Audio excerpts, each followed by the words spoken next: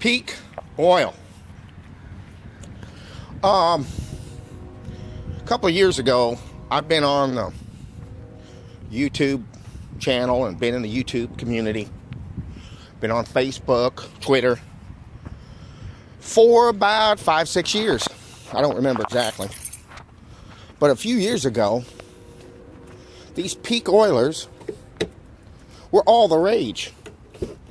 They were on there and they were saying that basically, I hate that basically their point is that you can only get so much oil out of the ground and that we were at the peak.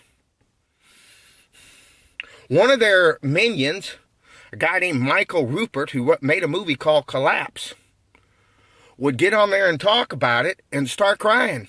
I mean, and he was an ex-LAPD. I mean, he could have beat up 5 or 6 people at once. I mean, he was a tough guy. I mean, I'm not saying that he was a bully anymore. I'm not saying anything about him, but dude shot himself. Dude had a girlfriend, had a nice family, had a good life, was living and doing a radio show, had a great success pattern, worked for the LAPD, came out against the LAPD, said Mr. Bush 1 was involved in the drug business, made a big deal about in front of a CIA director in the 80s about the drug business, and then he came out and did an expose on the 911, had some things to say about that.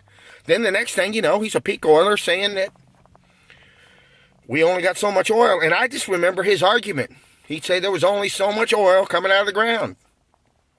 Now, I'm not going to say that. If you're a scientist and you're going to come on here and say what an idiot I am, I'll admit it. I don't know anything about how oil is explorated.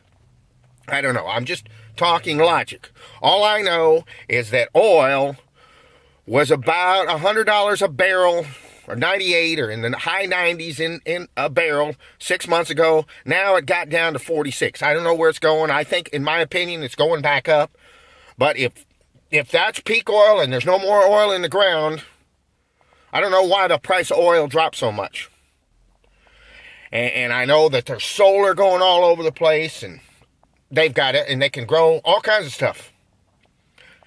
And what I'm saying, in my opinion, I don't think that running out of fuel is our problem as humanity. I think it's a symptom of the problem. The problem is, we're the problem. We're the problem. People are the problem. There's too many of us. And then some people will argue, that there's not too many. That's just my opinion. I'm not saying that. All I'm saying is that 70,000 years ago, there were six species of humans. Now there's one. Guess who killed them all? You're looking at my descendants. We killed all of them. We killed all the great big kangaroos in Australia. We killed almost all the major predators in the United States of America, North America, and South America. We're cutting down all the rainforest.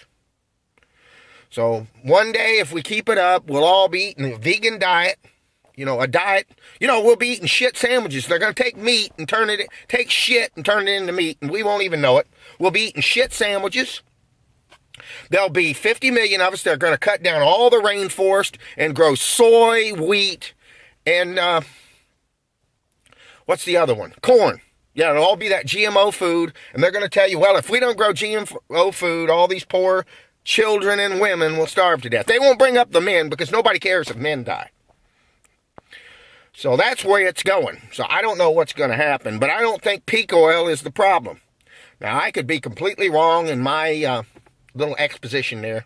That's possible. Like I said, a lot of my stuff are for entertainment purposes only, but there's some truth to what I'm saying. Because since agriculture became our main way of supporting ourselves, human beings have gotten smaller, weaker, and dumber. And we've been made to do a bunch of work. And lots of us are in there, and there's a lot of happiness, and a lot of beautiful things have happened. I'm not saying that. I'm just saying that it cuts both ways. Bye-bye.